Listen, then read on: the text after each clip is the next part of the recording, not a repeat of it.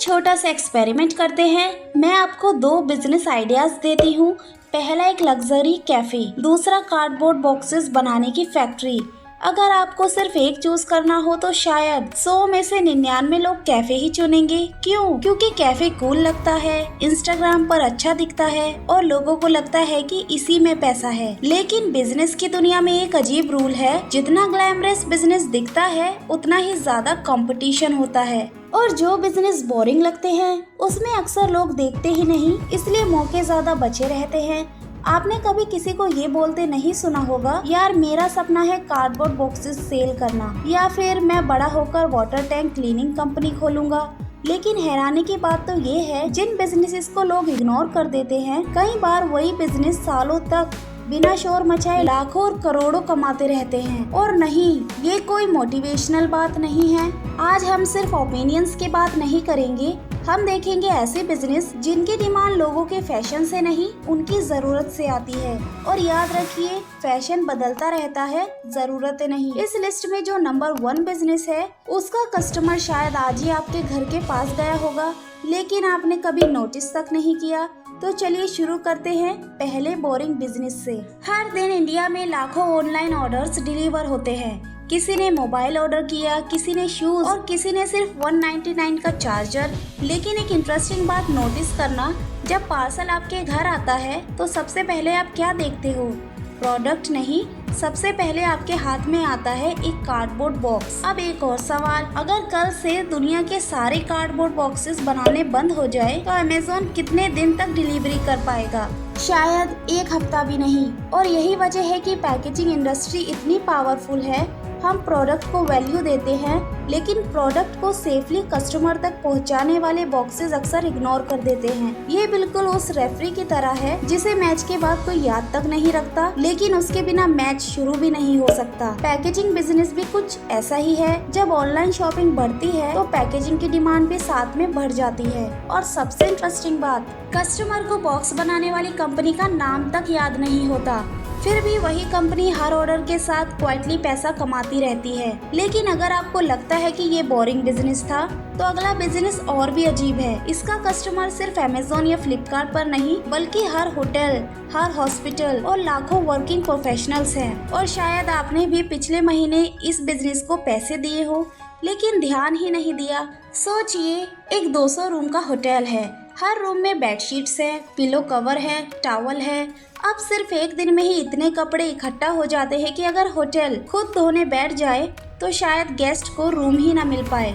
इसीलिए बड़े होटल्स एक अलग डिसीजंस लेते हैं, वो कपड़े धोना बंद कर देते हैं और ये काम दे देते हैं लॉन्ड्री कंपनीज को। यहीं से शुरू होता है एक ऐसा बिजनेस जो बाहर से देखने में बिल्कुल ऑर्डिनरी लगता है, लेकिन अंदर से बहुत ही पावरफुल है। क्योंकि इस बिजनेस में कस्टमर सिर्फ एक बार नहीं आता, होटल को कई बार लॉन्ड्री चाहिए, अगले हफ्ते भी और अगले साल भी। हॉस्पिटल का भी वही हाल है। सफाई और हाइजीन कोई लग्जरी नहीं, मजबूरी है।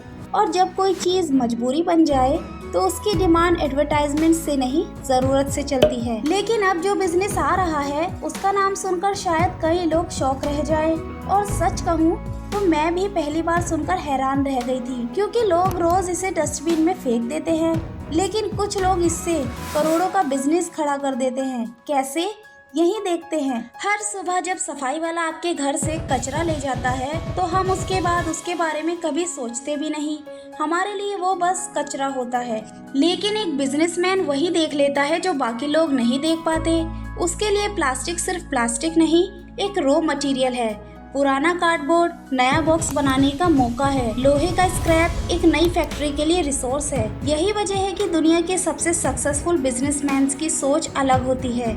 वो सिर्फ ये नहीं देखती कि चीज क्या है, वो ये देखते हैं इसकी वैल्यू और कहाँ हो सकती है। इसी माइंडसेट ने रिसाइकलिंग इंडस्ट्री को दुनिया की सबसे इम्पोर्टेंट इंडस्ट्रीज में से एक बना दिया। और जैसे जैसे पॉपुलेशन बढ़ रही है, वैसे वैसे वेस्ट भी बढ़ रहा है। और जब प्रॉब्लम बड़ी होती है तो उस प्रॉब्लम को सॉल्व करने वाले बिजनेसेस भी बड़े होते चले जाते हैं। लेकिन अब जो बिजनेस आ रहा है, उसके बिना लाखों लोगों का दिन शुरू ही नहीं हो सकता। ना ऑफिस, ना स्कूल, ना हॉस्पिटल। और सबसे इंटरेस्टिंग बात, इस बिजनेस को देखकर शायद आप कभी इम्प्रेस भी ना हो, लेकिन जिस दिन ये रुक गया, उस दिन हजारों बिल्डिंग्स में सिर्फ एक ही प्रॉब्लम होगी। अब पानी कहाँ से आएगा और जो है क्या वो साफ है? सोचिए, सुबह के 6 बजे है, पूरी सोसाइटी सो रही है, लेकिन बिल्डिंग की छत पर रखा एक वाटर टैंक अपना काम कर रहा है। उसी टैंक का पानी कुछ देर बाद किसी की चाय बनाएगा, किसी बच्चे की बोतल भरेगा और किसी हॉस्पिटल में पेशेंट के ट्रीटमेंट में इस्तेमाल होगा। लेकिन एक सवाल है, अगर उस टैंक की महीनों तक सफाई ही ना हो। इसीलिए बड़े अपार्टमेंट्स, होटल्स और हॉस्पिटल्स वाटर टैंक क्लीनिंग को इग्नोर नहीं कर सकते। ये काम ग्लैमरस नहीं है, इंस्टाग्राम पर इसकी रील्स वायरल भी नहीं होती, लेकिन जहाँ जरूरत होती है वहाँ बिजनेस भी होता है। और बिजनेस की दुनिया का एक ही गोल्डन रूल है, जिस प्रॉब्लम को लोग बार बार फेस करते हैं, उस प्रॉब्लम को सॉल्व करने वाले को बार बार पेमेंट मिलती है। और इसी वजह से बोरिंग बिजनेसेस अक्सर एक्साइटिंग बिजनेसेस से ज़्यादा स्टेबल होते हैं। लेकिन अब बात उस बिजनेस की जिसे देखकर शायद आप सोचेंगे, ये तो मैंने हजारों बार देखा है, लेकिन कभी बिजनेस की तरह सोचा ही नहीं। गर्मियों में, शादियों में, रेस्टोरेंट्स में, जूस शॉप्स में हर जगह इसकी डिमांड होती है। और अगर एक दिन के लिए भी ये सप्लाई रुक जाए तो कई बिजनेसेस का काम रुक सकता है। जी हाँ, मैं बात कर रही हूँ बर्फ की। सुनने में छोटा लगता है, लेकिन हर रोज हजारों restaurants, caterers and cold chain businesses को आइस की जरूरत पड़ती है। कस्टमर्स को सिर्फ एक आइस क्यूब दिखता है, लेकिन उसके पीछे चल रही फैक्ट्री, लॉजिस्टिक्स और सप्लाई चेन दिखाई नहीं देती। और यही बोरिंग बिजनेसेस की असली ताकत है। ये दिखते कम है, लेकिन काम बहुत बड़ा करते हैं। अगर आज की इस वीडियो से सिर्फ एक बात याद रखनी हो तो वो ये है, बिजनेस में पैसा एक्साइटमेंट से नहीं, वैल्यू और डिमांड से बनता है। दुनिया फ्लैशी आइडियाज के पीछे भागती रहती है, लेकिन कई लोग क्वाइटली उन प्रॉब्लम्स को सॉल्व करके अमीर बन जाते हैं, जिन्हें बाकी सब लोग इग्नोर कर देते हैं। अब कमेंट करके बताइए, इनमें से कौन सा बोरिंग बिजनेस देखकर आप सबसे ज्यादा सरप्राइज हुए। और अगर आप ऐसे ही हिडन बिजनेसेस और मनी साइकोलॉजी की वीडियोस देखना चाहते हैं तो चैनल को सब्सक्राइब जरूर करिए